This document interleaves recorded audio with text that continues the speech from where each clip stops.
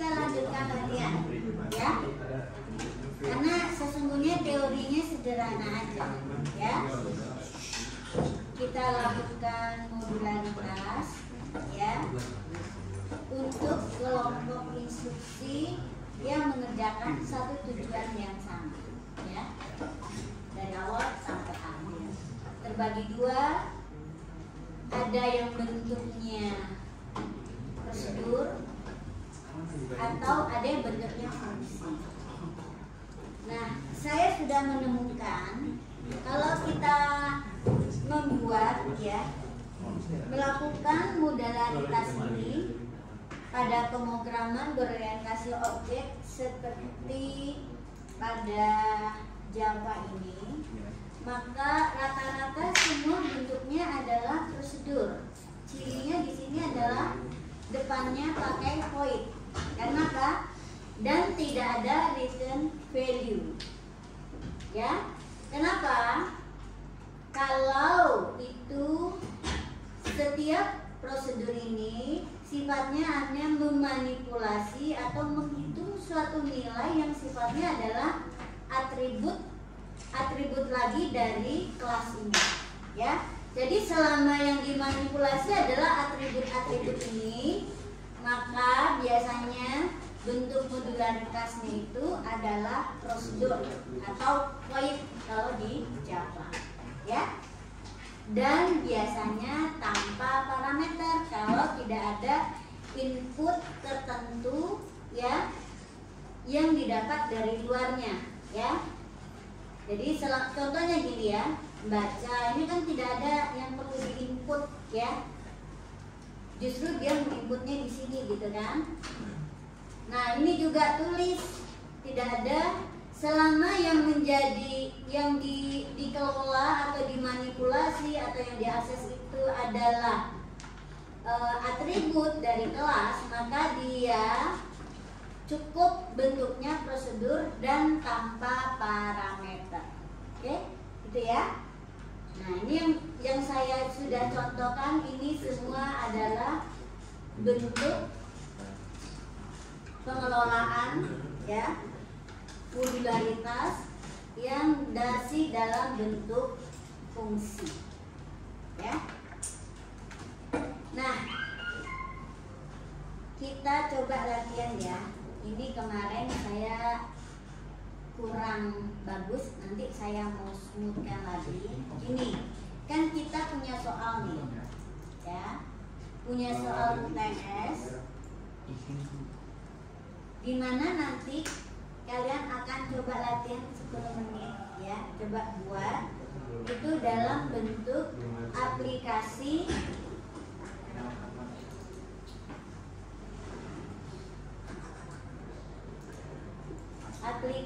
yang sudah ada modularitasnya. Nah, yang kita mau coba yang pertama ini menghitung gaji karyawan. Oke? Tugas pertama adalah menentukan apa yang menjadi, ini perlu ada kita bentuk sebagai sebuah kelas, tidak sebagai sebuah record. Bisa kita jadikan ada struktur data record di dalamnya? Bisa. Yang menjadi record apa? Data pegawai, ya, data pegawai. Nah, di sini apa saja data pegawainya? Kan ini kita mau kelola pegawai, ya. Apa saja pegawai, ya, atau data pegawai, ya, pegawai. Gaji pegawai. Nah, misalnya recordnya ini apa aja atributnya? Coba lihat. Di sini waktu UTS saya belum minta kalian buat dalam bentuk modul, ya kan? Oke, kita coba dulu alurnya, ya, alur prosesnya. Alur prosesnya bagaimana? Apa dulu yang dilakukan? Yang pertama apa? Pasti input, ya. Pertama input, ya. Apa saja golongan. Terus gapok di input gitu? Gapok di input? Tidak kan? Jadi yang di input apa saja? Golongan. Terus tunjangan benarkah di input? Nah, tunjangan di sini saya bikin soalnya rada galau ya, kurang. Jadi saya modifikasi, terus saya ubah di sini, tapi yang ini lupa saya hilangkan. Jadi kita pakai sistem tunjangannya, perhitungannya yang ini ya, bukan 2%. Tapi kalau kalian kemarin di UTS pakai 2% boleh, tapi jangan dicampur ya. Yang pakai 2% semua boleh, yang berdasarkan golongan juga boleh. Nah, kita coba berdasarkan yang ini, tabel. Berarti setelah input golongan, apa yang dilakukan?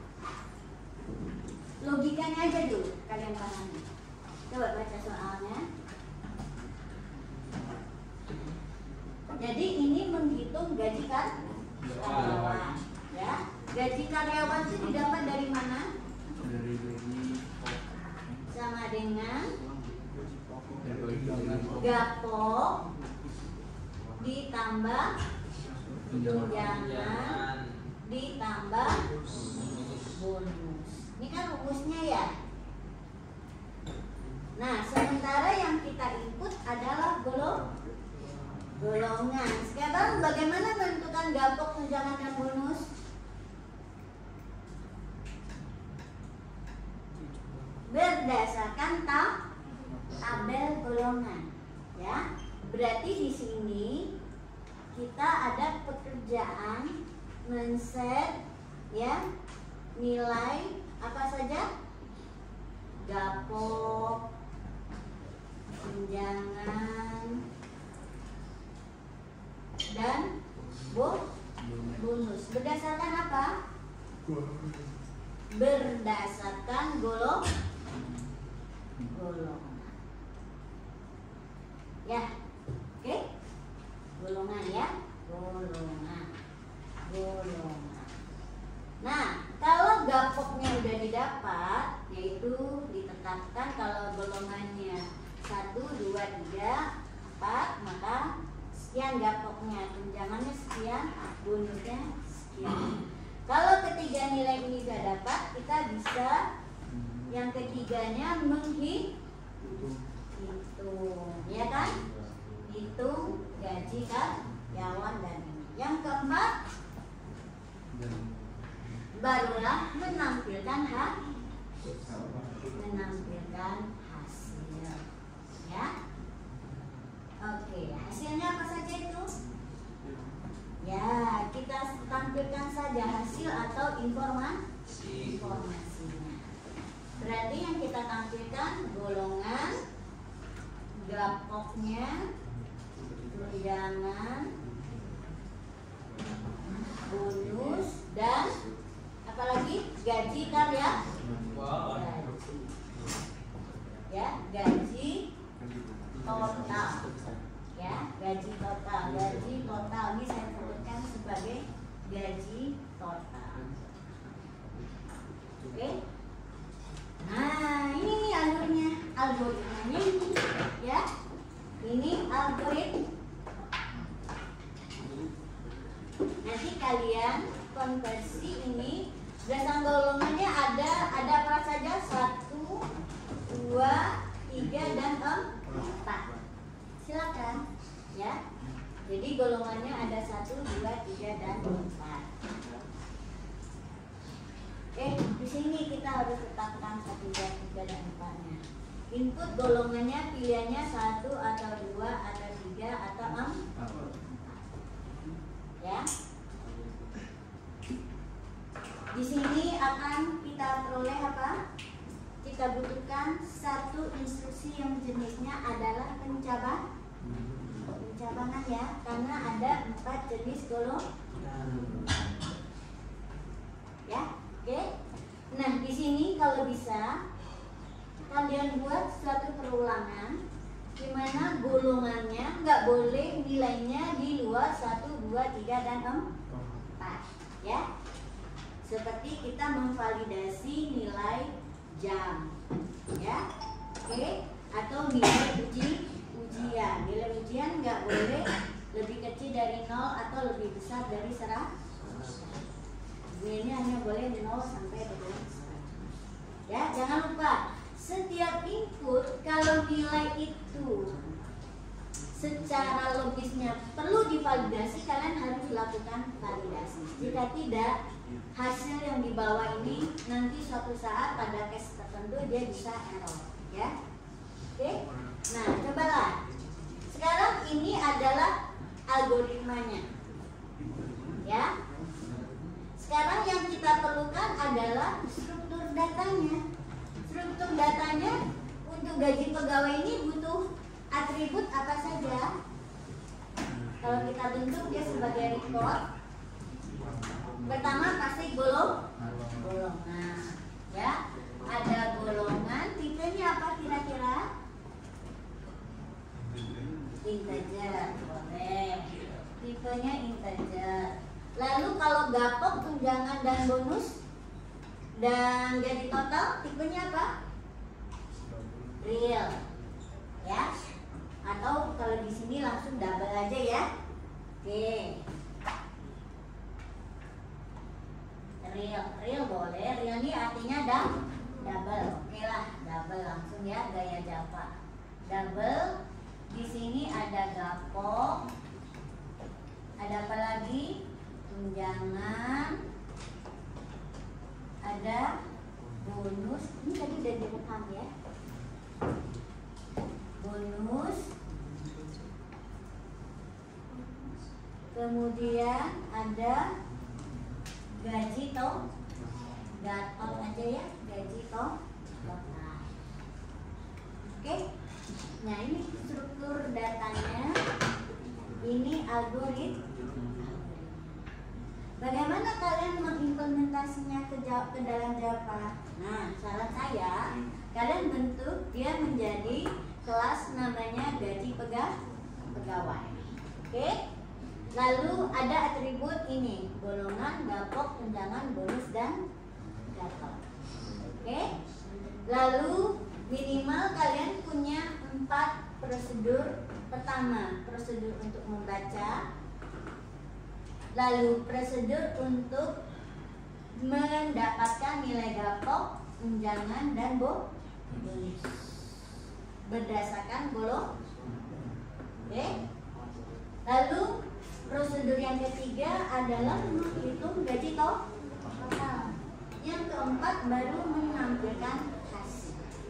Nah, semua ini kalian harus panggil prosedurnya. Mungkin di prosedur yang lain manggilnya atau dari prosedur utama atau main program. Oke, silakan dicoba. Ya. Lakukan ya, copy paste aja dari satu kelas yang sudah ada ya, apakah itu jam atau ada tulisan nilai ujian ya.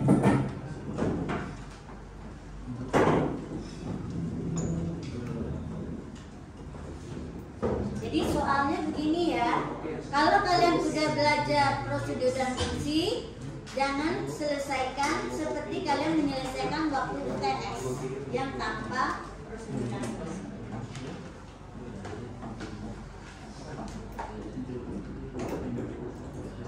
Sekarang kita coba, ini kelas A ya.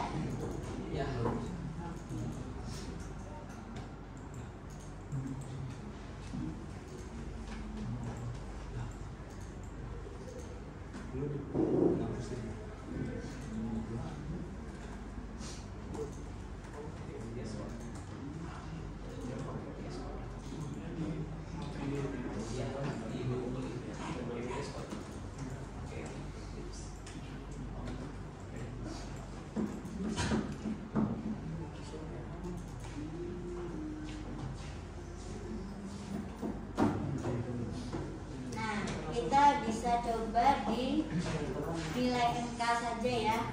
Ini nilai MK-nya nggak pakai.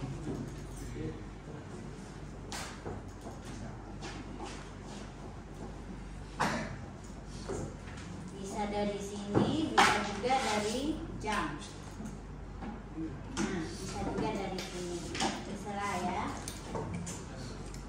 Nah, saya buat ini versi jamnya yang digabung dengan main programnya.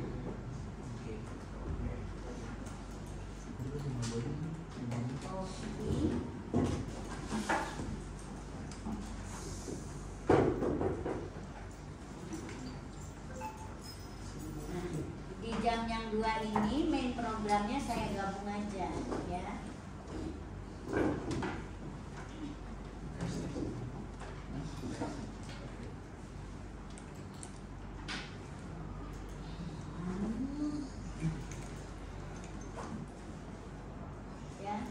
Jadi main program itu bisa ditambahkan ke dalam suatu kelas dan dia tetap dianggap bukan prosedur dari kelas tersebut.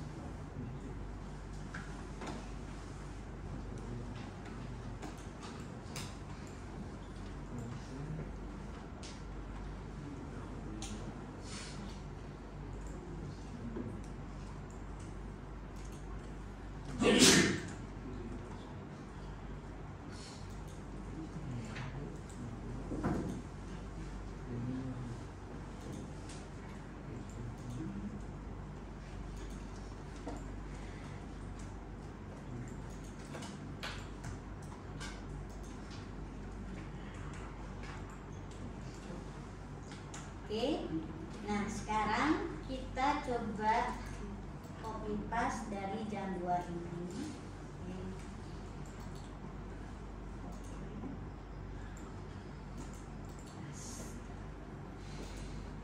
Nah, oke, kita ubah dia tadi dari apa? Gaji pegawai, gaji pegawai. Oke. Jadi perhatikan step-stepnya ya. Nah, di gaji pegawai ini kita tadi punya golongan ya, terus punya double untuk gapok ya, tunjangan, bonus dan gatot ya. Nah, yang kita baca tadi cuma satu golongan ya.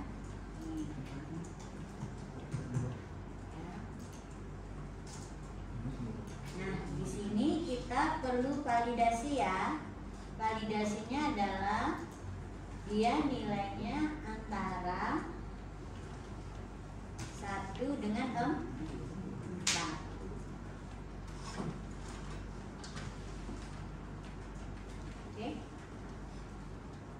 Input golongan.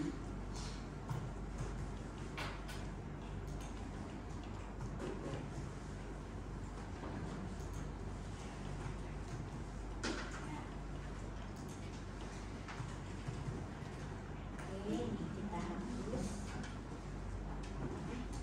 Nah, dapat ya, prosedurnya bacanya sudah. Sekarang kita mau tampilkan.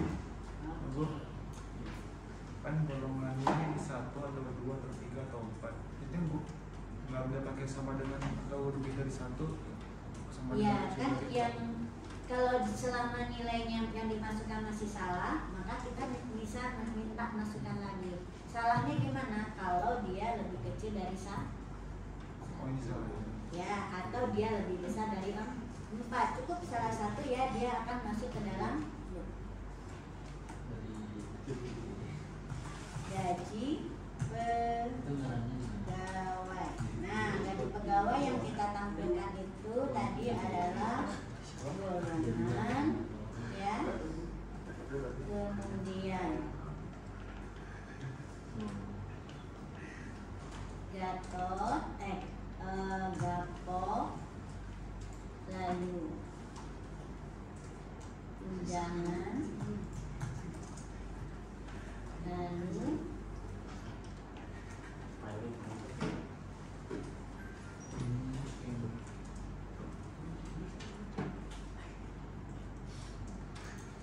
tambah bonus ya, bonus tambah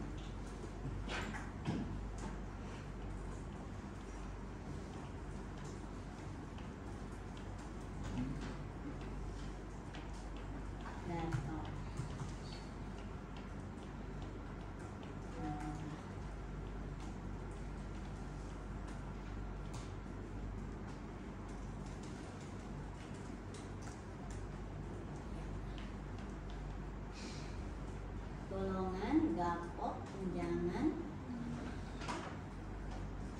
Terus yang kita perlukan tadi ada 3 ya.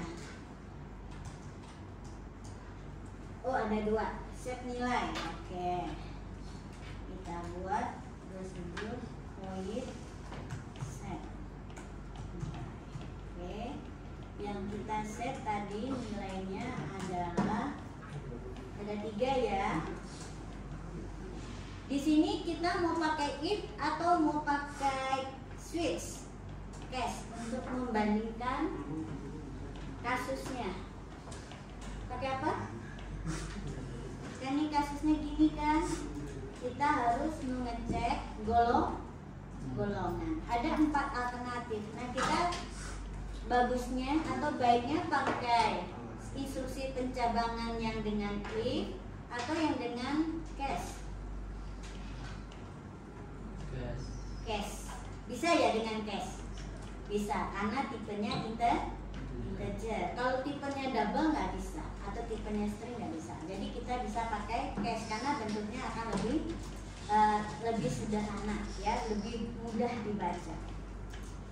Oke, kita pakai case ya. Kalau di Java dia diawali dengan switch ya.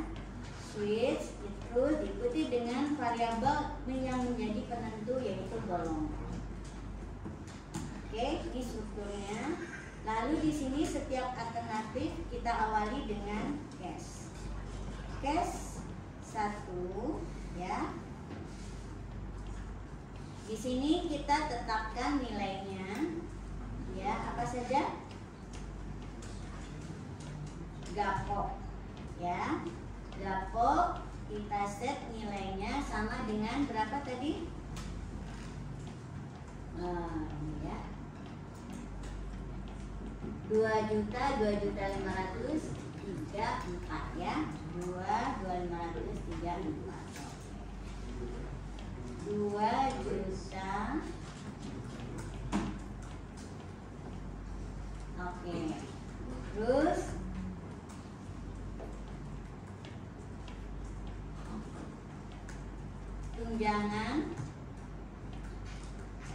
tunjangannya didapat dari sama dengan 0,03 dikali gapok ya kan tadi ya, gitu ya. Oke, terus bonusnya sama dengan 0. Oke, jangan lupa dikasih break ya. Kasih break enggak? Kasih, karena ini case-nya masing-masing berbeda penanganannya, jadi harus kita break. Kalau penanganannya sama, tidak dikasih break. Contohnya, ketika kita menentukan jumlah hari untuk bulan, nah, karena 1-3 itu sama-sama dengan 31, maka antara case 1 dengan case 3 tidak kita kasih break ya. Oke, nah sekarang ini kita copy aja ya. Kenapa nih error? Ada yang tahu kenapa error? Itu Google. Itu typo. Typo yang mana? Yang harus Google itu hanya Google. Di bawahnya wire. Hah? Di bawahnya Di wire. baca, Bu. Di bawahnya wire. Yang ini nih, salahnya di sini. Salah yang ini kenapa kira-kira? Pakai koma itu. Dia sengaja saya salahin tadi ya, dia harus di titik ya. Kenapa desimal kalau dalam penulisan di pemrograman itu pakai titik ya? Oke, biar ingat nih, sengaja saya salahin.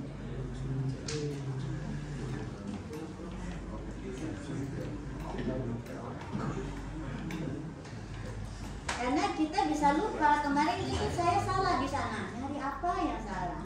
Baru ingat bahwa dia pakai titik.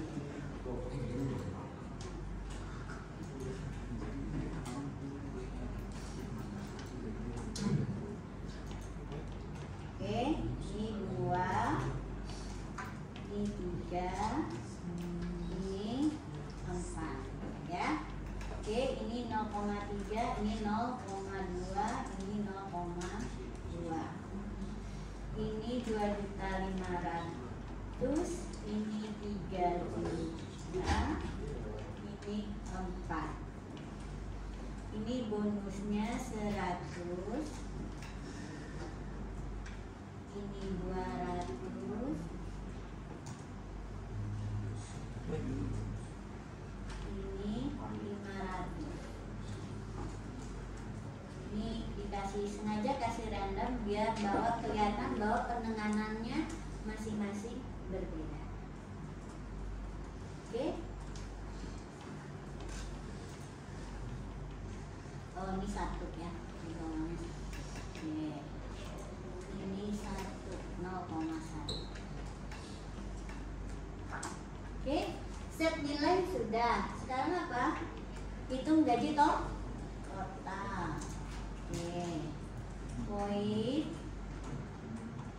hitung gaji total.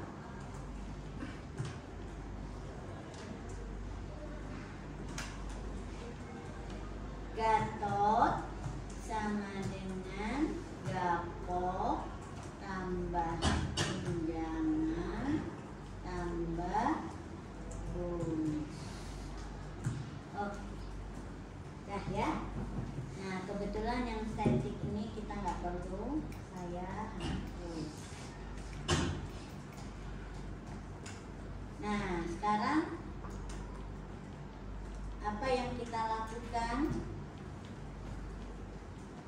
Kita punya ini ya, oke, gaji pegawai. Terus apa yang dilakukan pertama yaitu panggil prosedur baca ya, prosedur baca ya untuk pegawai atau objek A ya, merupakan suatu objek gaji pegawai.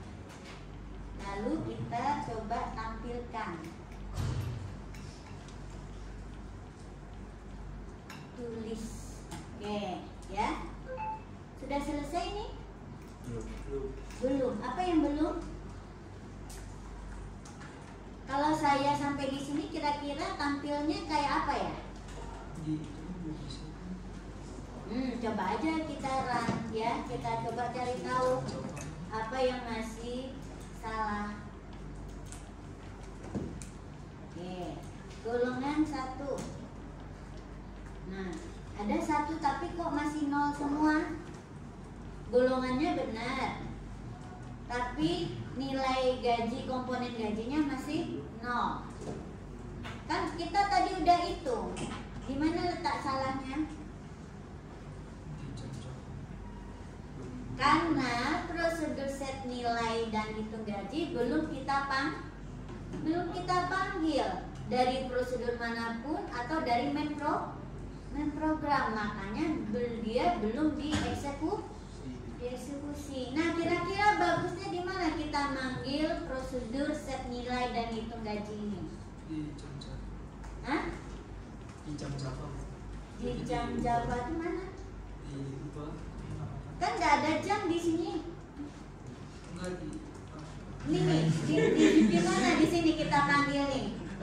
Apakah kita mau manggil dari prosedur atau dari main program? Main program. Oke, dari main program juga boleh. Berarti kita baca setelah apa? Setelah manggil prosedur yang mana kita? Dari mana? Di main programnya di mana kita panggil? Apakah setelah baca, sebelum baca, atau setelah tulis? Hah? Apakah sebelum baca di sini, ya, atau setelah baca, atau setelah tulis? Di mana? Di mana mau kita panggilnya? Setelah baca. Oke. A titik. Apa dulu nih? Set set nilai kan kalau kita lihat urutannya ini, ya, perhatikan nih, urutan prosesnya adalah input, kalau sana input tuh baca, lalu set nih nilai, lalu hitung jadi total, ya, set nilai, oke, terus A titik hitung gaji total, ya, hitung gaji total, itu kan, ya, benar? Benar kan? Benar? Oke, kita coba run.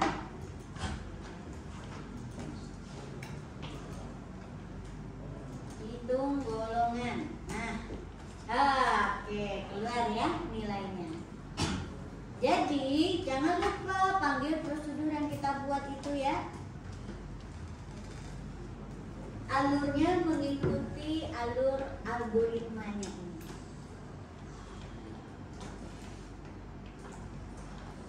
Oke, nah silakan buat dulu. Saya mau coba nih. Kalau saya masukkan min 2, apa jadinya?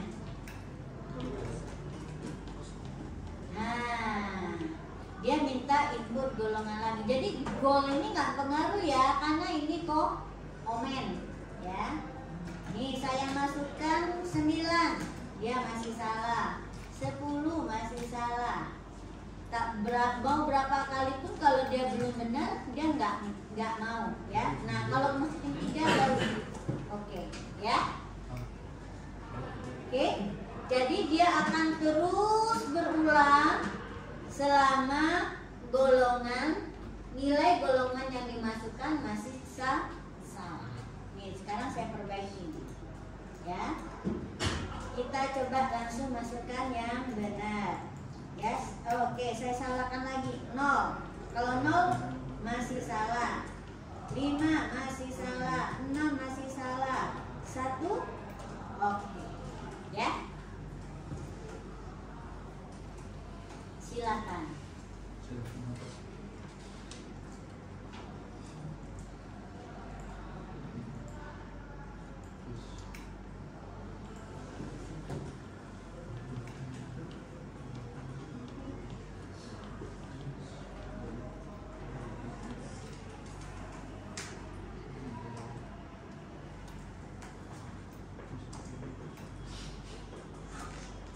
Nah sekarang kita harus mengubah sesuatu karena tadi mintanya adalah bisa untuk n pegawai.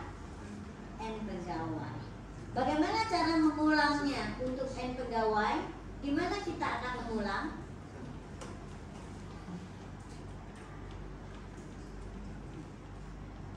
Nah mengulangnya adalah mengikuti alur proses. Ini kan baru untuk satu pegawai. Kita buat pengulangan di sini ngapit, ya. Bisa pakai for gitu ya. Oke, saya pakai for aja ya. Nah ini for. Misalnya saya mengulang sebanyak i sama dengan 1, i kecil sama dengan 3, i plus. Berarti ini mengulang sebanyak berapa? Sebanyak 3 kali, ya. Oke, kita coba ya. Udah benar belum nih?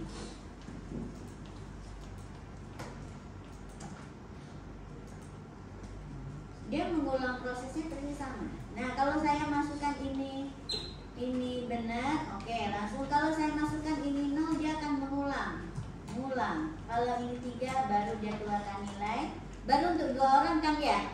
Ini saja masih terhitung untuk 2 orang. Nah, tapi kan masukin golongannya udah berapa kali, nggak masalah karena ini berulang karena adanya kesalahan input. Nah kalau ini saya masukkan min 1, dia juga masih salah. Saya masukkan 4 baru keluar nilai, ya. Jadi kita ini untuk berapa ini? Untuk 3 pegawai, 1, 2 dan 3, ya. Oke. Nah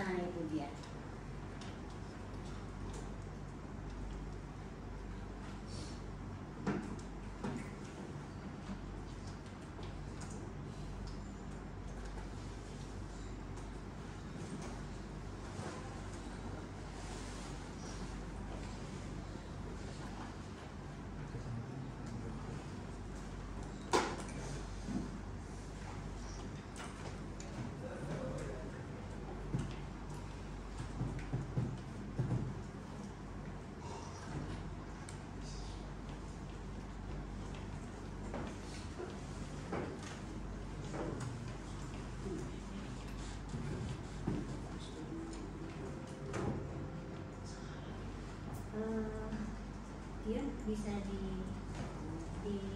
apa di pause dulu. Oke, tadi kita sudah membuat lebih fleksibel, di mana N ini banyaknya pegawai sebaiknya bisa fleksibel dengan menjadikan jumlah pegawainya atau banyaknya pegawainya sebagai variabel. Kita ikut ya. Nah sekarang coba untuk setiap pegawai, maka kita juga akan menyimpan data NIP dan nama. Nah sekarang di mana sajakah di program ini yang harus kita modifikasi? Nah kita harus tahu NIP dan nama itu termasuk atribut nggak? Atribut. Nah berarti atributnya kita tambah. Nah, NIP tipenya apa? NIP dan nama tipenya apa? String. Oke, berarti kita tambahkan ya. String, NIP dan nama. Oke, ini perubahan yang pertama. Menambahkan atribut. Juga tentukan sekaligus tipe data dari atribut tersebut. Yang kedua, ini atribut ini bukan didapat dari komputasi tapi diinput. Berarti kita inputkan di sini sekaligus pada saat baca. Nah, kita copy dulu ya. Tambahkan, ini adalah atribut yang dibaca pertama kali. Oke. NIP. Ini NIP itu karena string, kita bacanya sebagai apa? Next atau next line bagusnya? Next atau next line? Nah, nanti kita lihat ya apa bedanya kalau next dengan next line. Nih, saya next dulu ya NIP-nya. Oke. Kalau misalnya dia ada batasan spasi, lebih baik kita pakai next line ya. Contohnya nama itu kan bisa 2 kata ya. Jadi jangan kalian pakai next tapi next line ya. Oke. Ini nama. Nah, jadi perubahan yang berikutnya, bahwa data NIP dan nama harus kita baca input dari keyboard.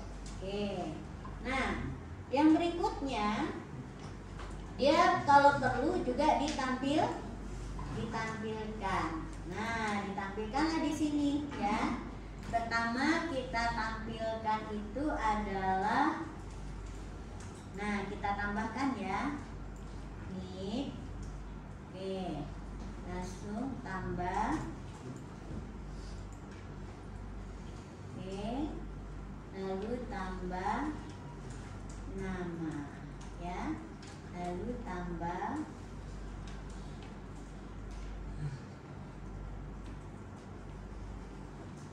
oke, dah ya. Jadi waktu tulis kita tambahkan juga datanya.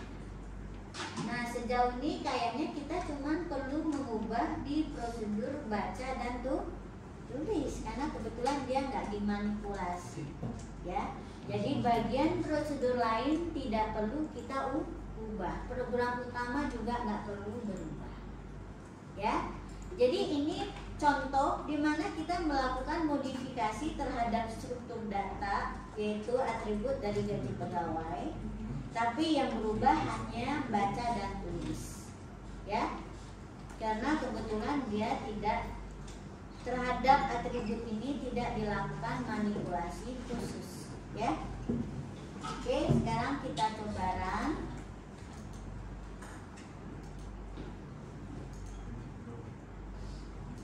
Input 4 ya, NIP-nya 1, 2, 3. Nah ini loncat nih. Efek kalau kita cuman inputnya pakai next. Nah lebih baik kalian next line aja ya. Biasakan saja lah string ini next line. Kalau ada 2 string berurutan ya, baiknya kita pakai next line ya. Nah itu kejadian anomalinya itu.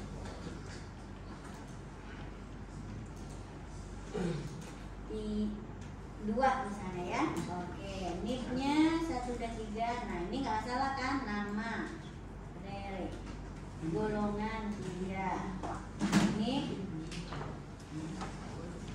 4, nama NIP-nya 4 ya, nggak apa-apa. Oke, golongan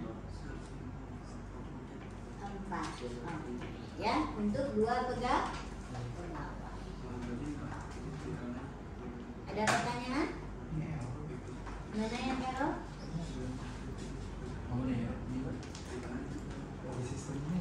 Ya. Jadi ini adalah yang kita sudah tambahkan struktur data. Ketika kita modifikasi, perubahan itu mudah kita lakukan. Karena kita tahu bahwa pasti kita perlu menambahkan NIP dan nama sebagai atribut. Ya, berarti ubah di sini ya. Lalu yang kedua, NIP dan nama tersebut perlu kita baca dari keyboard. Nah, udah satukan saja di dalam prosedur baca. Lalu yang ketiga, NIP dan nama itu perlu ditampilkan ke layar ketika kita menampilkan data pegawai tersebut. Nah, berarti prosedur tulis berubah lagi. Nah, apakah dia akan mengubah prosedur yang lain? Sepertinya sih tidak. Nilai nggak terganggu, hitung gaji total juga nggak terpengaruh, prosedur main juga nggak perlu kita atak-atik gitu loh ya, karena ini tinggal baca yang sudah dimodifikasi gitu ya. Itulah kelebihan dari pemrograman ya, berorientasi objek ya, dan sudah dengan modul yang terstruktur baik ya. Kalau ini bukan berorientasi objek, kita masih dimabokkan nih dengan banyaknya parameter. Ini prosedur kita itu bersih tanpa parameter ya, selama dia baru memanipulasi data yang merupakan atribut dari kelas.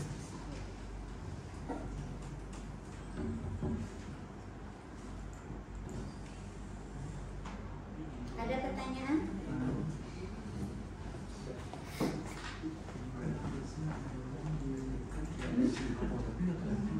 Apanya nggak kelihatan?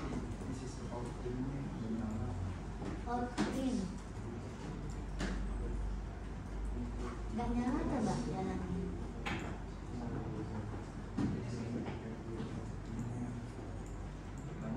Nggak nyalanya gimana? Coba dijalankan. Oh ini kamu masih salah nih, masih HH loh, bentar. Ini HH, harusnya bukan H kan? Harusnya golongan. Kan golongan ini. Ya. Variabel yang dibanding itu kan bukan H tapi golongan. Oke. Nah, udah. Yang mana? Ini yang salah, ini bukan yang di atas. Tuh, apa yang salah itu? Ini next integer dan benar. Integernya kapan kita baca? Nih next integer. Oke. Error apa? Tambahin tutup. Complete block. Oh mana coba complete block. Ininya nih. Ini 2. Ini cuma 1. Nah, ada lah. Ya, sudah.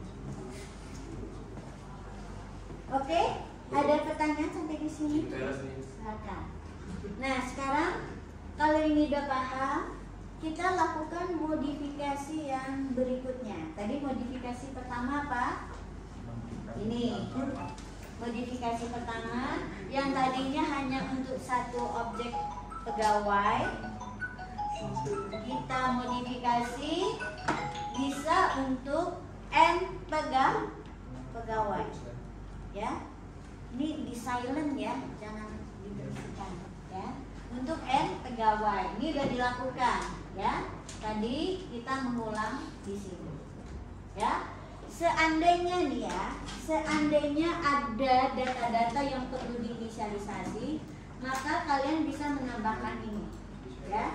Kadang-kadang ada yang unpredictable, Nah, kalau kita tambahkan ini, maka kita menganggap bahwa setiap pegawai ini adalah objek baru yang berbeda. Ini apa yang terjadi di sini? Dia akan menginisialisasi lagi semua atribut. Nah, ini sekilas dia nggak kelihatan ada bedanya. Coba ya, kita cobakan. Nah, misalnya 3, NIP-nya nama, golongan, NIP-nya nama, golongan, NIP-nya nama, golongan. Ya, ini nggak kelihatan berbeda kan ya? Nah, nanti kita akan lihat bedanya. Sekarang sementara saya tutup karena ini saya akan tunjukkan kapan penambahan ini akan menjadi penting, harus dilakukan ya. Oke. Nah, lalu perubahannya kedua tadi apa? Kita menambahkan dua buah atribut baru yaitu NIP dan nama. Karena ini hanya identitas, tidak merubah ya manipulasi terhadap gaji, maka dia hanya mengubah dibaca dan baca untuk baca nilainya, tulis untuk menampilkan kelas. Yang lain nggak berubah. Jadi itu bagusnya ya. Kalau kita manipulasi sesuatu dan tidak sampai mengubah program, berarti itu program kita udah bagus banget ya. Kenapa? Kita meminimalisir dampak perubahan struktur data. Itu adalah tujuan dalam pemrograman berorientasi objek. Meminimalisir dampak perubahan struktur data ya. Nah, sekarang ada perubahan baru nih ya. Perubahan baru yang kita lakukan adalah ya, coba bagaimana perubahan yang dilakukan jika ya tunjangan itu semua rata yaitu 2%. Oke. Bagaimana kalian menerapkan perubahannya seminimal mungkin? Kalau tunjangan itu harus 2%. Semua sama 2%. Kalau ini kan berbeda-beda ya. Sekarang 2%. Bagaimana kalian mengubahnya agar paling simpel?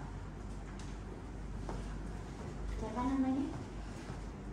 Reza. Menurut kamu bagaimana perubahan kita lakukan? Kalau kebijakannya sekarang aturan penggajiannya tunjangan itu semua dibuat sama 2%. Perubahannya? Ya. Bisa. Perubahan terhadap kode programnya apa? Semua sama 2%. Kalau ini kan beda-beda ya. Diset nilainya. Kenapa? Diset nilainya. Oh, diset nilainya aja ya. 0,02. Itu kan paling minimal ya. Oh iya. Sambil memperhitungkan mana tahu nanti kebijakannya berubah lagi gitu ya. Oke. Nah, kalau misalnya 2% semua, maka kita ubah aja ini menjadi semua 2%. Jadi ini tergantung berapa yang dibutuhkan. Ya. Oke. Sambil siap-siap nanti dia berubah lagi. Nah, sekarang masalahnya adalah bonus. Nah, perubahan yang berikutnya ya, bonus. Di mana kebijakan bonus ini, yang namanya bonus kan berdasarkan prestasi ya, atau berdasarkan kinerja. Kalau tadi kan bonusnya dibuat standar seperti ini. Nah, sekarang enggak. Bahwa bonus itu ditentukan oleh kehadiran. Nah, kehadiran misalnya kalau kehadirannya kecil dari 70%, maka dia nggak dapat bonus.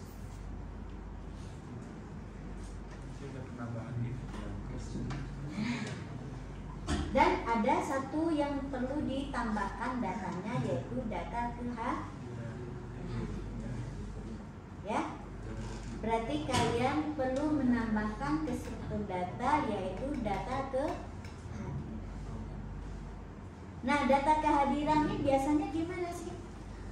Kan jumlah hari masuk ya. Betul? Jumlah hari masuk. Misalnya jumlah hari masuknya, kalau kita nih sekarang ya, kehadiran kan dihitung jumlah pertemuannya misalnya 14 kali. Kemudian kehadirannya 8. Berarti berapa persen kehadiran? 8/12. 8/4. Ya. Nah, coba terapkan itu. Dia akan dapat bonus ya. Seperti ini kalau kehadirannya minimal 70%. Coba, apa saja perubahan yang kalian harus lakukan?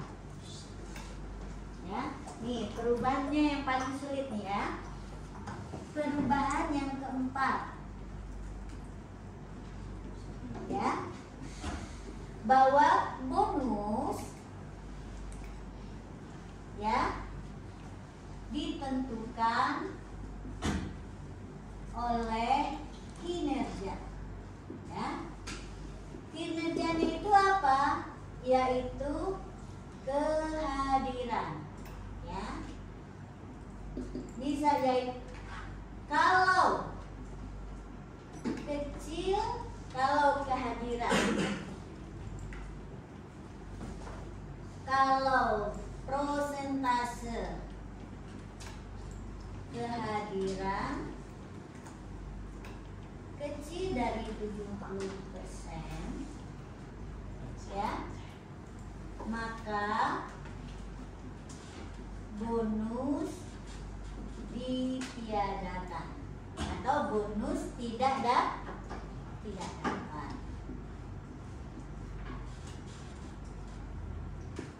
Ya, nih satu. Yang kedua, kalau kehadiran, ini aja ya saya buat nih ketentuannya. Kalau persentase kehadiran kecil dari 70%, bonus ditiadakan, ya, atau sama dengan 0. Oke, bonusnya hilang. Kalau kecil dari 90%, maka bonusnya dapatnya setengahnya, ya, setengah dari bonus.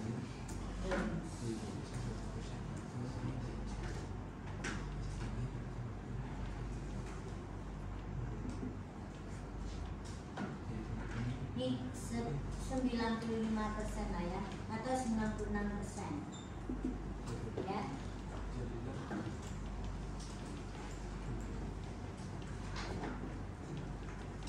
Kalau besar sama dengan 96%, berarti dapatnya bonusnya utuh, ya, bonusnya full.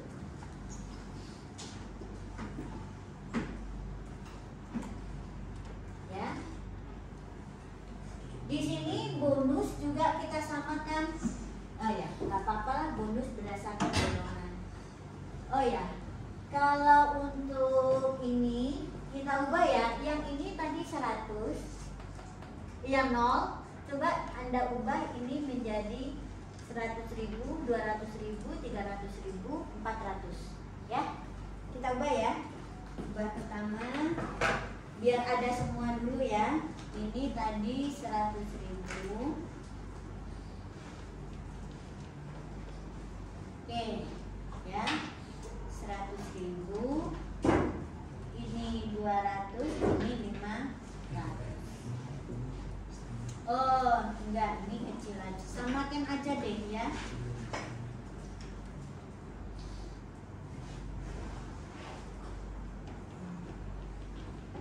Nah, ini ya. dari bonusnya seperti ini, ya. Coba dibuat aturan bonus yang baru seperti ini, ya. Bahwa bonusnya ini akan didapat tergantung kepada kehadiran, ya. Nah, berarti apa yang kita lakukan? Perubahan, ya. Kesini itu pertama apa? Ini cara kita berpikir, ya, terus detail, ya. Jangan panikan. Coba pikirkan mana dulu yang harus dilakukan.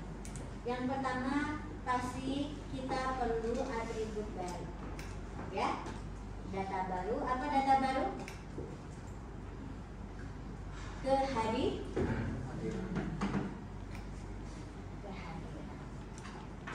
Ya. Oke. Kehadiran. Yang kedua,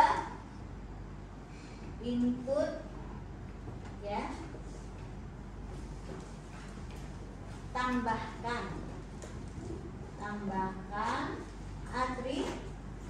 atribut, ya. Lalu tambahkan apa lagi? Yang kedua, input kehadiran, ya. Yang ketiga, ubah perhitungan bonus. Ubah perhitungan bonus. Oke? Ya. Nah, biasanya yang dimasukkan itu apa? Jumlah hari masuk. Berarti kalian bisa tetapkan jumlah hari kerjanya itu sama semua boleh, ya. Atau tergantung juga kepada masing-masing karyawan juga boleh. Biasanya jumlah hari kerja tergantung kepada apa? Ya, tergantung jumlah hari kerja dalam satu boleh juga kita buat sama aja, boleh. Misalnya berapa jumlah hari kerja? 25 hari. Boleh, ya. Jumlah hari kerja misalnya 25 hari. Jadikan aja sebagai umum, ya. Oke, silakan coba dulu. Bisa ditutup nih, di pause gitu. Biar santai kita dan dia nggak terlalu besar. Oke. Jadi bagaimana sebaiknya? Nah, karena yang berubah sekarang adalah kita menghitung bonus. Berarti sebaiknya cara kita menghitung bonus ini atau menetapkan bonus ini kita ubah. Di sini bonus tergantung kepada golongan tetap ada, ya. Dimana K1 dan 2 bonusnya 100.000, sedangkan 2 dan 3 200. Jadi ada perbedaan nilai bonus untuk golongan. Berarti kita harus tetap dia ada di sini. Cuman ada yang berubah, bahwa bonus tersebut bisa tidak full diberikan, ya. Tetapi presentasenya tergantung kepada presentase kehadiran. Nah, di sini kita tambahkan faktor pengalih, ya. Di mana faktor pengalinya kalau bisa kita dapatkan sebelum kita memeriksa golongan. Ya, oke, silakan. Stepnya gimana? Nah, di sini ya. Di sinilah saya akan menetapkan prosentase. Nah, saya bikin saja dia sebagai, saya nggak jadikan dia sebagai atribut, tetapi sebagai variabel lokal saja di dalam set nilainya. Ya, oke. Di sini prosentase itu double ya, double persen. Nah, persen hadir. Oke, judulnya gini, persen hadir. Oke. Nah, ya.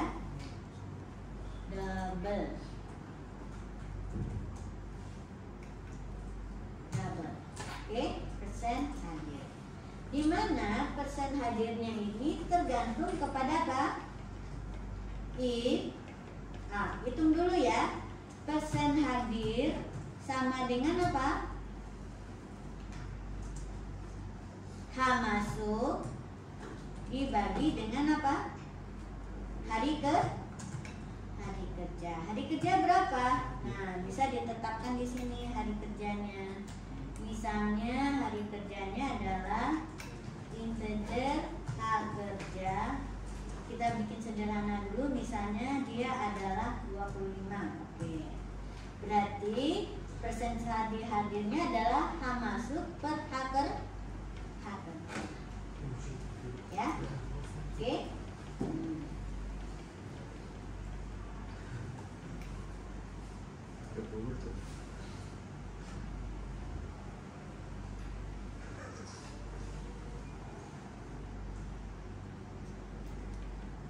Terus, nah udah dapat kan? Di sini kita cek berdasarkan aturan ini.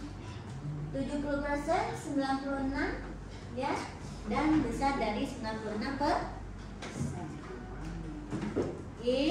Nah, sekarang kita hitung namanya integer pengali bonus, pengali persentase bonus. Nah, pengali bonus ini kita dapatkan dari persentase ini, membandingkan ya. If P hadir besar sama dengan 96%, ya.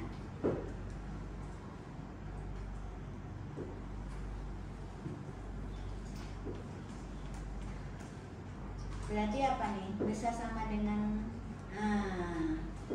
ini kita kalikan 100 dikali 100 ya. Oke. Ini kan dapatnya 0,96. Nanti dikali dengan 100. Nah, dia dapat bulan ini ya. Oke. Nah, jika kehadirnya besar sama dengan 96, maka tadi apa? P bonusnya adalah 1, ya kan? Jika tidak, else if,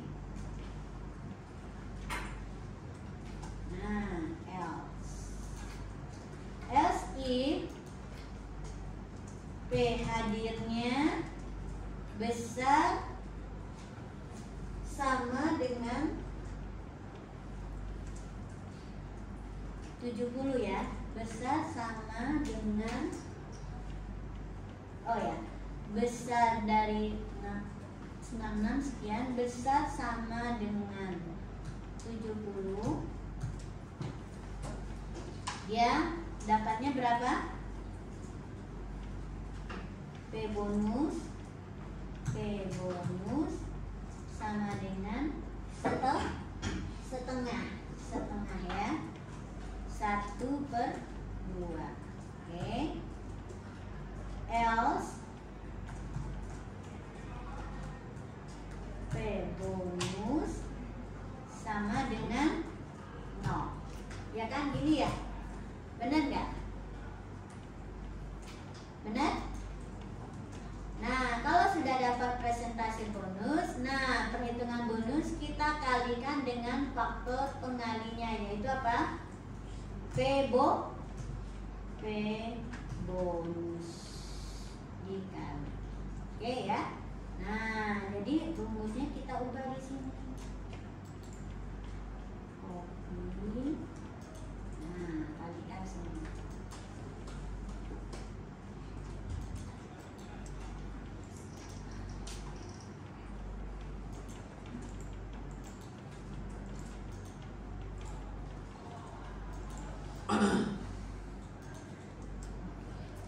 Ya. Jadi kira-kira seperti itu. Jadi apa yang perlu kita perhatikan? Nah, di sini ada 2 yang saya nggak jadikan sebagai atribut, yaitu hari kerja, ya, hari kerja total, ya. Kalau misalnya itu sama, berlaku konstan, kita jadikan saja dia sebagai konstanta, nggak atribut. Tapi jika hari kerja ini berbeda-beda untuk setiap orang, maka ini harus kalian jadikan atribut yang juga dibaca, ya. Atau atribut yang bisa diset langsung boleh, ya. Nah, P bonus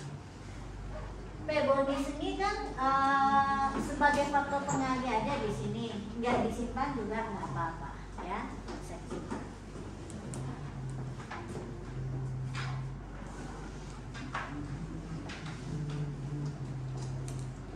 Jadi mana yang mau dijadikan atribut tergantung pada konteks yang kita ini, ya. Oke, nah kita lihat lagi-lagi tidak ada penambahan atribut, ya, kompleksitasnya nggak bertambah. Kita bisa lokalisir di mana perubahan terjadi, ya. Program utama juga nggak berubah, ya. Sekarang coba kita run.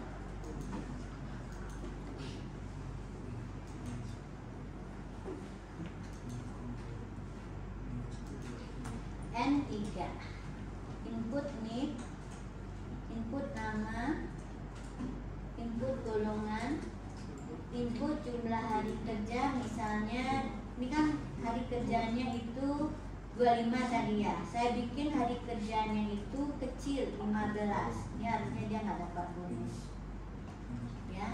Tuh. Bonusnya 0 kan ya, bener ya. Oke, sekarang ini ada yang full. Namanya, kemudian golongannya 4, jumlah hari kerjanya ini dia 24. Nah, ini jadi full nih dapatnya, benar ya. Kok jadi masih 0? Kok masih 0?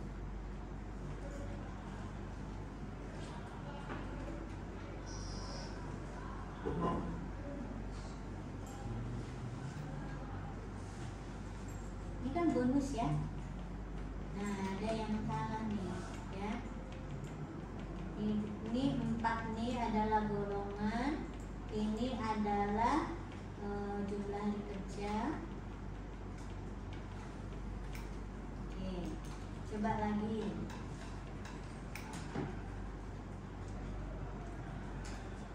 Input golongan 4, jumlah hari kerjanya 25. Nih, ini 25 ada ya. Berarti 24 per 25.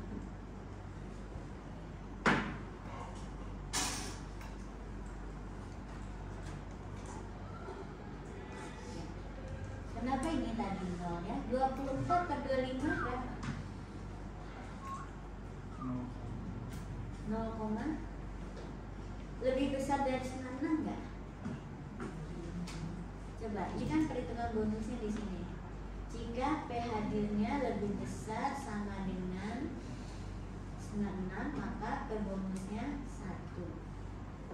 1 kali 100.000 kan harus 100.000.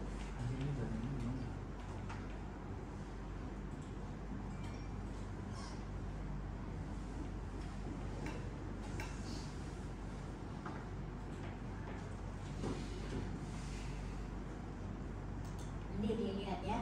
Coba kita coba lagi untuk 1 aja. Ini 1 ya. Ini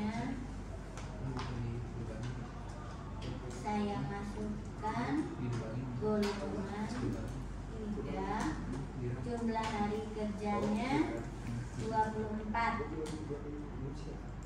Nah, 0 di sini ya. Oke, saya coba jalankan lagi. Oh, ininya pasti salah nih. Pasti pencabangan pemeriksaannya yang salah. Oke, saya coba ya. 1 nih, nama, golongan 3, jumlah hari kerja 25. Nah, dia kan full ya. Berarti ini kemungkinan, nah ini case ini saya ini salah nih. Ini berapa nih? Kita coba output ya. Outputnya di sini, pengen tahu aja ya. curiga nih salah di sini. Nah, tampilkan aja sementara. Ini kan cara kita nge-trace sederhana. Nah, bonusnya ya. P bonus. Bonusnya tambah P bonus. Ya.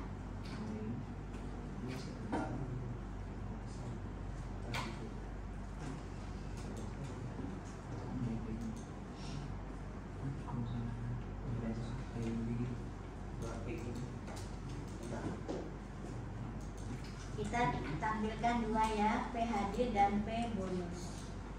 P hadir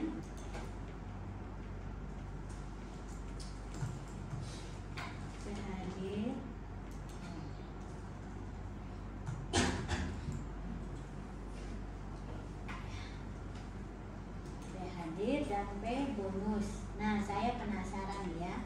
Tadi kan kalau dia besar sama dengan 96, maka P bonusnya sama dengan 1. Ya. Kalau dia berarti ini kan kalau tidak dia lebih kecil dari 96 tapi lebih besar dari 70. Maka P bonusnya sama dengan 1/2. Atau saya tulis aja 1/2 ya. Ini nggak apa-apa sih 1/2.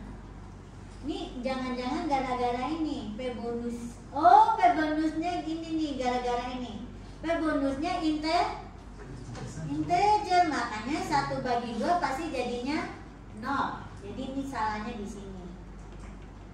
Ini ya salahnya. Biarin ya, saya tampilkan nih. Jadi ini gara-gara saya salah tipe P bonus, saya jadikan integer, harusnya double ya. Jadi itu bukan salah logik ya, tapi saya salah tipe aja, salah ketik ya. Oke, 1 NIP-nya ini nama, golongan 3, jumlah hari kerjanya 24. Nah, coba lihat nih ya.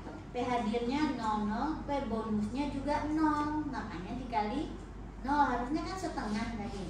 Nah, sekarang saya coba lihat ya. Saya hanya mengubah ini integer, saya jadikan double. Ya. P hadir udah bener nih tadi double, hanya P bonusnya yang salah. Sekarang coba ya, kita cek. Saya coba mengubah tipenya tadi. Yang tadi salah tipe ya. Namanya. Nah, nanti kalian kalau coding udah jadi programmer, sering kalau kita udah nggak konsentrasi, salahnya yang kayak gini ya. Logika kita sih udah benar, cuman kita nggak konsentrasi, salah ketik seperti ini ya.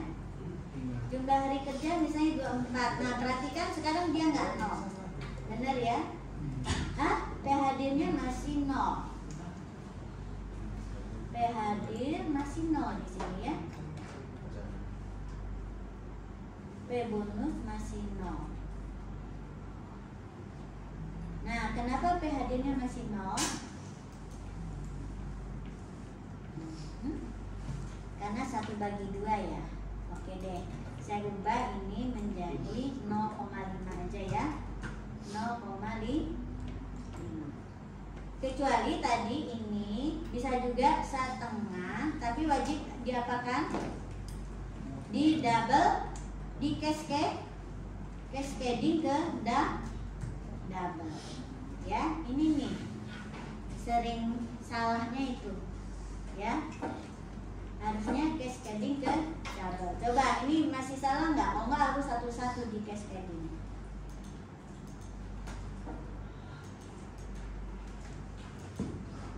Masih ingat urusan cascading ini penting ya. Kalau salah ya itu hasil komputasi kita, apalagi kalau model matematik itu fatal kalau kita nggak ngecek.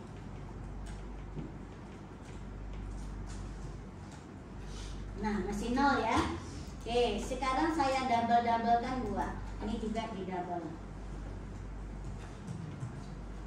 Jadi hati-hati ya melakukan prosentase 1/, ini untuk dia integer tapi hasilnya harus double gitu ya. Nah, itu hati-hati kalau hasilnya nanti kemungkinan 0, dipangkas.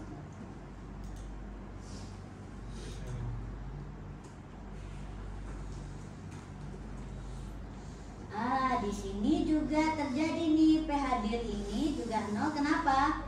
H masuk per hari kerja itu adalah integer dibagi integer. Dari sejak sana juga udah salah nih ya.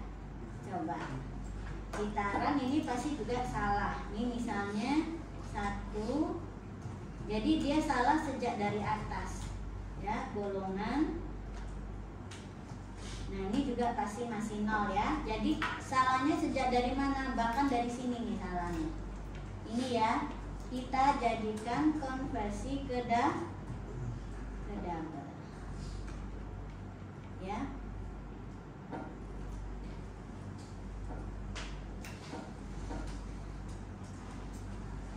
Coba ini bisa nggak nih?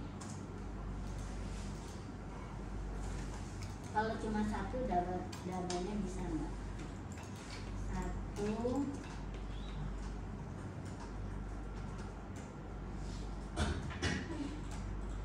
Nah ini udah benar ya. Udah nggak 0 lagi. Bonusnya 1 ya. Oke. Jadi ini nih, hati-hati sekali ya. Perhatikan semuanya ya. Cascading ya. Lakukan cascading. Contohnya untuk ini, dimana kita membagi integer dengan integer. Variabel ada yang bertipe integer. Kalau kemungkinan dia integer itu kalau dibagi, misalnya 24 bagi 25 itu kan 0, sekian ya. Kalau dia dianggap hasilnya itu integer, dia akan dipotong menjadi 0. Nah itu yang hati-hati. Tapi kalau kita cascading, dia seperti yang kita harapkan ke double, maka dia nggak akan terpotong. Jadi dia utuh 0, sekian. Ini penting ya. Ingat caranya agar perhitungan ini tidak menghasilkan nilai pembagian yang dipangkas, dipotong menjadi 0 ya. Lakukan apa? Cascading nih ya. Ini. Jadi ini juga cukup 1 aja sih kalau gitu ya. Nih kalau 1 aja bisa kan? Harusnya bisa. Kita cek sekarang.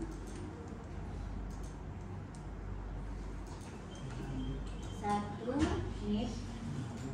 Jadi kalau kita ada kesalahan program, coba trace program itu, tampilkan pesan-pesan di mana kita kuat dugaan kita terjadi kesalahannya di posisi itu, ya. Ini cara kita meringkas melakukan tracing. Ini misalnya 23 sekarang ya. Nah, PHD-nya kan 92, berarti bonusnya setengah. Udah bener ya? Bonusnya setengah gitu. Nah sekarang saya cobakan lagi untuk yang bonusnya di bawah 70%, kehadirannya di bawah 70% ya. Nama ya, golongan 3, jumlah hari kerjanya sedikit banget 15. Nah, 60% bonusnya menjadi 0. Benar ya? Sudah. Oke. Ada pertanyaan? Itu caranya. Nah, ini baru modding nih, ya. Karena kita bermain dengan modifikasi yang otomatis akan mengubah logika, ya. Tapi kita harus minimalisir perubahan dengan mendeteksi di mana dia perlu dilakukan perubahan. Kenapa? Dia nggak akan mengubah keseluruhan program, ya. Tergantung itu mengubah apa. Contohnya, karena ini berkaitan dengan perhitungan bonus, berarti yang berubah itu saja prosedur yang menghitung nilai bonus, yang menetapkan nilai bonus, ya. Karena ada faktor penentu, data penentu yang diperlukan, maka tambahkanlah, kalau itu adalah data yang akan melekat pada setiap objek, tambahkan atribut baru. Oke, ada pertanyaan? Silakan dipoto, nanti dilengkapi di rumah ya.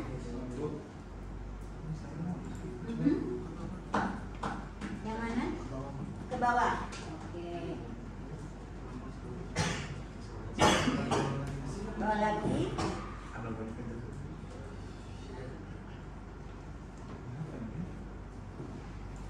Ini saya sistem N yang N-nya Bu, integer N. Kenapa? Yang input N. Nih. Nah, yang integer N sebelah kanan. Ya. Errornya katanya nggak bisa diubah jadi variabel. Kenapa? Nggak bisa diubah. N cannot be. Udah dideklarasikan belum? Nah, kamu belum deklarasikan tipenya. Kan ini harus ada tipenya. Setiap variabel harus tentukan tipe.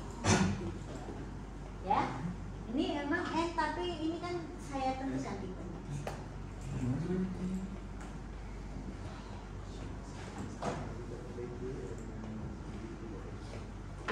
Ini kalau kalian bisa ngoding, udah bisa ngoding seperti ini, udah jago nanti ya. Logikanya udah bagus ya. Wah, kirain mau bilang silakan. Udah? Nah, kita masuk ke tugas yang kedua, latihan kedua ya. Kalau ini kalian harus cepat bisanya karena sederhana. Saya udah putar rumit-rumit yang di contoh yang ini. Sekarang kalian coba kerjakan sendiri nih, ya. Nah, yang ini perhitungan BMI.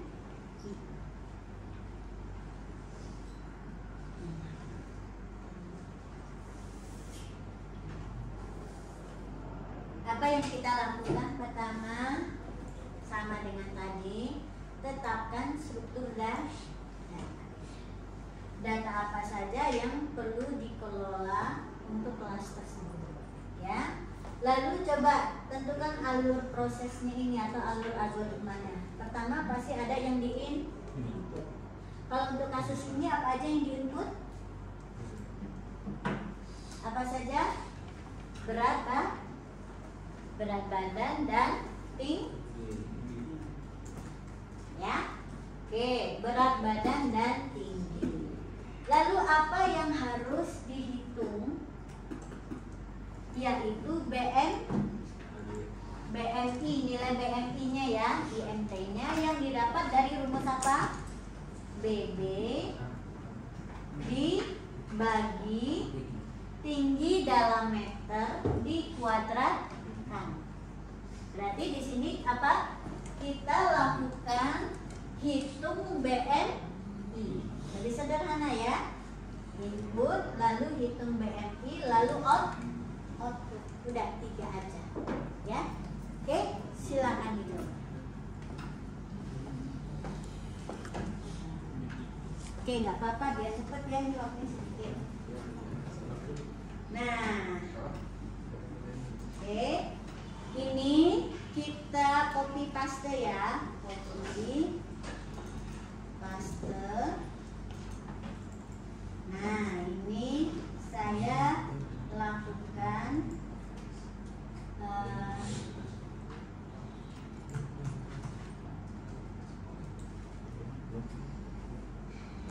klasifikasi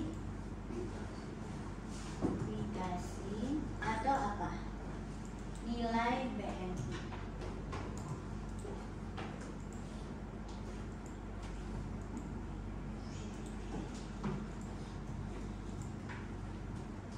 Atau hitung BMI ya. Hitung BMI. Oke. Nah. Oke, ini ya. BMI tadi boleh ditambahkan ini ya, nick nama boleh ya, ada namanya boleh ya. Oke. Terus di sini yang dibaca itu BB dan tinggi. Oke. Atau ada di singkat aja ya. Oh, tinggi aja boleh, tinggi. Ya. Di sini BB itu apa? apa kira-kira? Integer atau double? Double ya, double. Oke. Yang dihitung adalah BMI, berarti BMI ditambahkan sebagai atribut. Oke. Nah, itu saja kan? Sekarang kita baca ya. Pertama nama. Oke.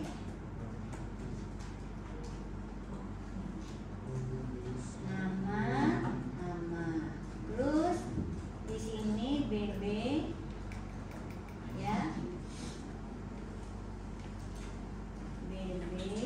Next double ya. Jadi next double.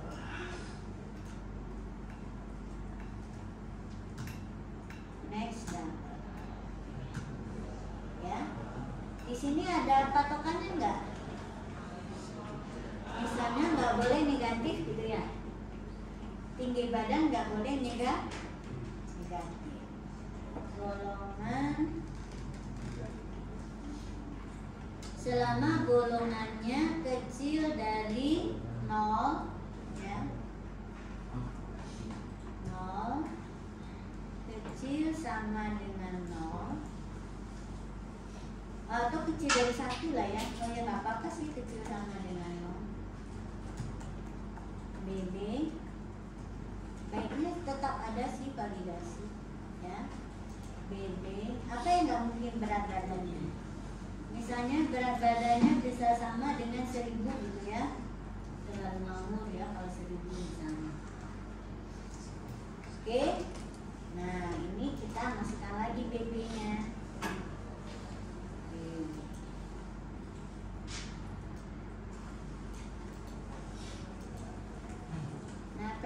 Pertahankan kalau bisa seperti ini ya, cara kita untuk selalu divalidasi ya dengan nilai-nilai yang kira-kira eksis. Terus sekarang kita masukkan tinggi badan juga sama, tinggal di copy ya.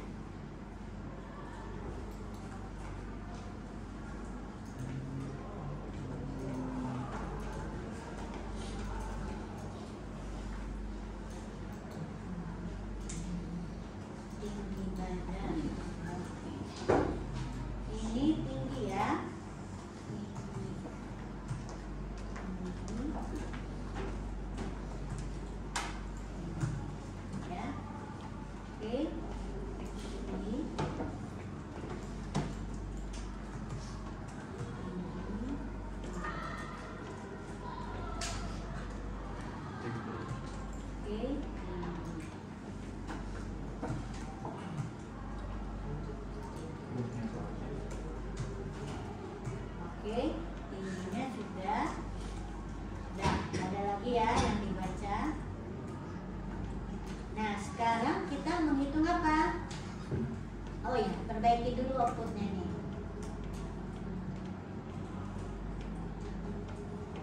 Hitung BMI. Hitung BMI. Nah, di sini kita ada yang pertama adalah nama ya. Nama ya. Nama, kemudian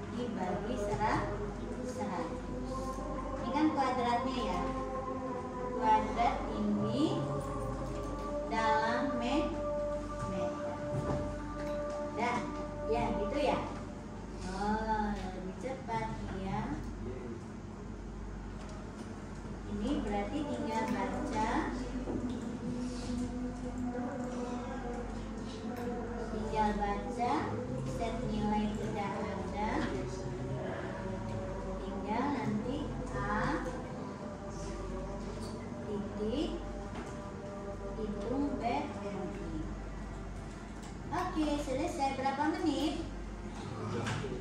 Cepat kan? Ya. Jadi biasakan kerangka berpikir kita tuh clear ya, terstruktur dan dia akan cepat.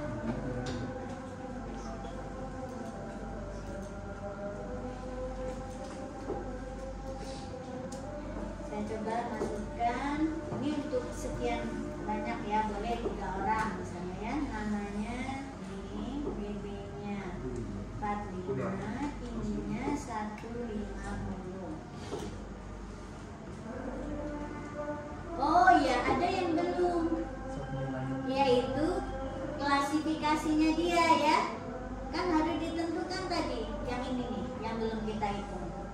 Ini baru ngitung BMI, ini 20. Nah, yang berikutnya apa? Menetapkan kategori. Berarti apa? Kita simpan satu lagi ya, yaitu tipenya string. Misalnya kategori. Ya, oke. Nah, kalau misalnya, nah di sini kategori itu tidak diinput, tapi ditetapkan, di set seperti yang set nilai. Nah, saya ulangi di sini ya. Void set kategori.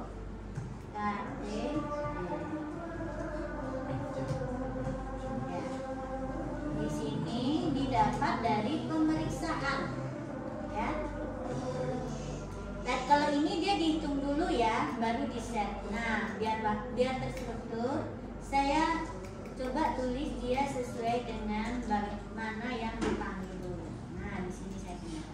Nah, set kategori di sini kita periksa. If-nya tadi apa? If BB kurang, ya. If BMI ya, ternyata tergantung kepada BM. Nah, ini aja saya copy dulu ya. Saling saya pindahkan ke sini biar mudah ini. Oke, di sini saya titik di bawah ini, ya. Oke, biar nggak bolak-balik ya. If BB-nya, if BMI, if BMI ini nggak bisa pakai cash karena dia double tipenya ya. If BMI kecil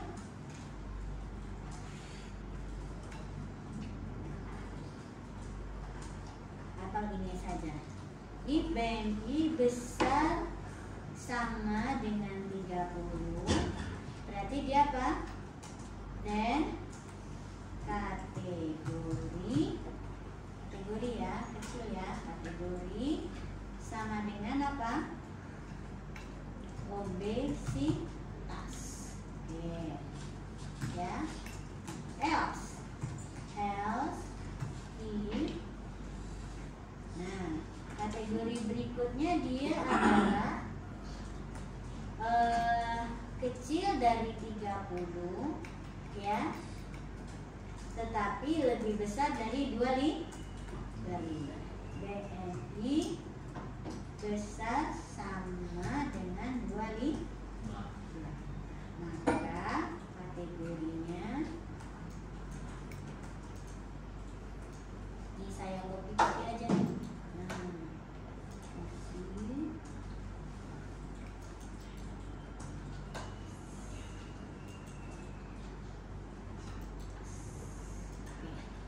Nah, kategorinya berlebih ya, berlebih ya. Di sini di bawahnya normal. Oke, kalau normal itu dia di atas 18, besar sama dengan 18,5. 18,5. Jika tidak, ini 18,5 dulu ya. 18,5 ya, normal. Jika tidak, else, maka dia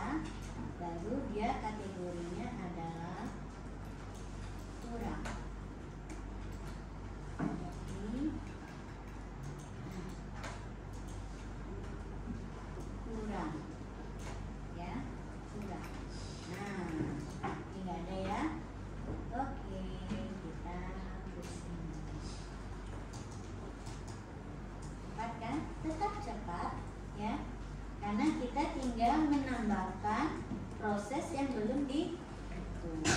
Ya, di sini kita tambahkan nih kategori satu lagi ya, tambah. Oke, sebelum ini kita tambahkan kategori ya, kita tambah.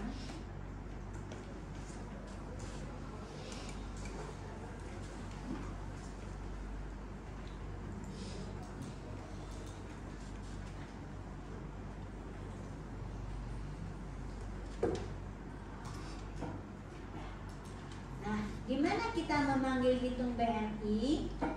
Bisa kita panggil setelah di sini, ya, hitung BNI baru set kategori. Nah, ini kita set kategori, ya, sesuai dengan urutan komputasinya. Sekarang kita coba lagi.